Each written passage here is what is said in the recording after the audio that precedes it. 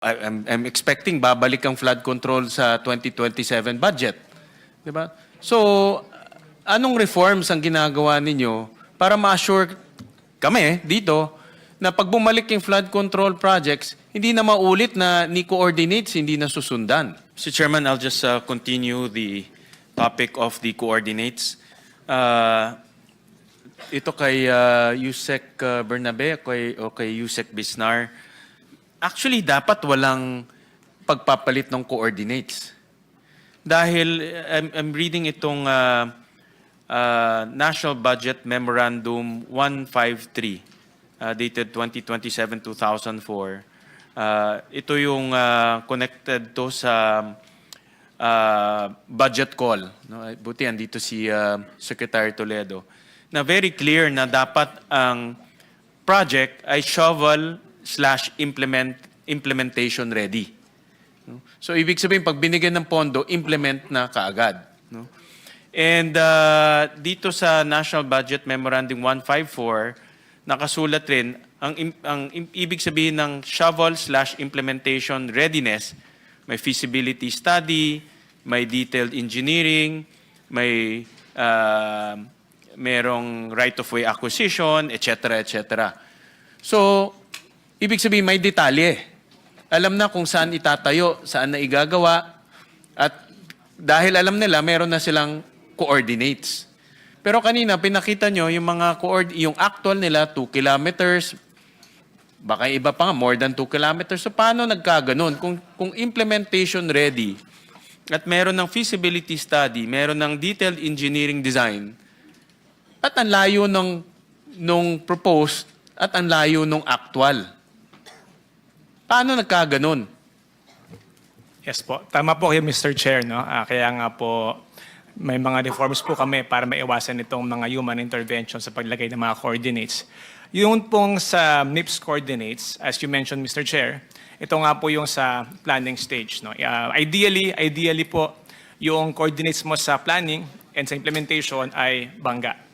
However, for various reasons, either nga po yung sinasabi ni Sec. Bernardo na lumipat yung ilog, o kaya po mayroong mga right-of-way issue, or kung ano naman po, for various reasons, minsan po yung ating mga contractor, gagawin na lang sa ibang lugar. And usually po meron dapat yan proseso.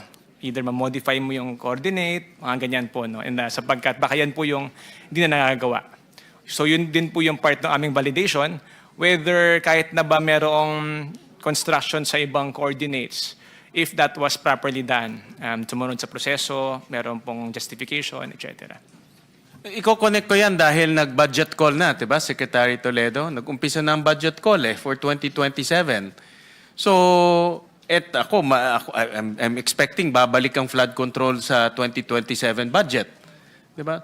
So, anong reforms ang ginagawa ninyo para ma-assure kami dito na pag bumalik yung flood control projects, hindi na maulit na ni coordinates, hindi na susundan.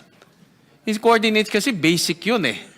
Diba? And in this 2026 budget, and I think DPWH, meron ng mga station numbers tayo linagay, diba? Lahat ng project. But ngayon, dahil nga sinasabi nyo pwedeng mag-move yung coordinates at station numbers, medyo nag-aalangan ako na kahit ilagay natin sa GAA, in actual, iba naman yung lalabas. Ang problema doon is validation. Kaya naririnig ko kanina na out of the 420 plus projects, 14 lang pala yung actual na ghost project because nailipat yung actual coordinates. So how do we prevent something like that to happen again in 2027? Dahil ang gusto natin, pag print na sa libro, yun na talaga.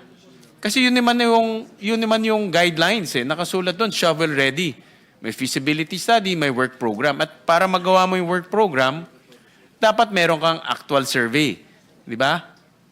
Tama po, Mr. Chair. No? Babalik po talaga tayo sa proper planning. Kapag po kasi yung proyekto ay naplano na maayos, dumaan po sa tamang proseso, meron ka ng mga recommendations from the, in this case po, yung ating mga panel of experts na for the master plan ng flood control. Dapat po, kung ano po yung inyong pinlano, ano po yung inyong sinubmit sa central office for NEP, yun na po talaga yung sundin. No? I guess yung dati po, baka po yan sa kakulangan ng pagplano. Kaya po, para na lang may habol yung proyekto, gagawa ng coordinates. Pagdating sa baba, iba pala yung actual, re-remedyohan na lang po. So it comes down to proper planning and proper implementation po, Mr. Chair. So, ibig sabihin yung coordinates, kahit na hindi pa yun yung actual projects, ginagawa na lang for the sake na may malagay sa budget. Posible po, Mr. Chair. Posible po. Hindi naman pwede yun dahil kung ganun, hindi based on need yun ating budget. Diba? Parang dinodoktor lang yung coordinates para malagyan lang ng pondo. Tama? Posible po, Mr. Chair. At yan naman yung aking gustong i-flag sa DBM because last year when we had our DBCC hearing, hindi katanggap-tanggap yung sinagot ni former Secretary Pangandaman na sinusubo na lang sa kanilang ng DPWH tapos ilalagay sa NEP.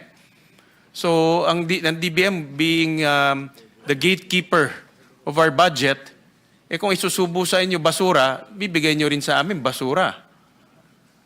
So, ang tanong ko, first sa DPWH, you said may reforms. Ano itong mga reforms na ginagawa ninyo?